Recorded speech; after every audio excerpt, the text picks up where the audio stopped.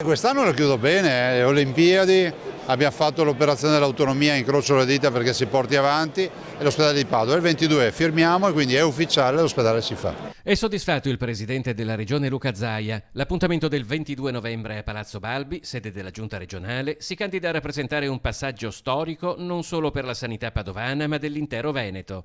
Come annunciato ai nostri microfoni dallo stesso governatore, giovedì ci sarà la firma che sancisce il passaggio delle aree di Padova Est dal comune alla regione e il rogito sottoscritto alla presenza del notaio che rappresenta un ideale primo mattone della nuova struttura. E poi si lavora, come al solito, pancia a terra e si lavora. Tempi, guardi, per chiavi in mano ci dicono 7-8 anni. Ricordo che è un'opera da 600 milioni di euro, ma se mai inizi, mai la fai. E il tempo del fare è arrivato. L'ultimo anno è stato scandito da una serie di atti concreti. Il 21 dicembre Zaia sottoscriveva con il sindaco di Padova Sergio Giordani l'accordo di programma per la realizzazione del nuovo ospedale.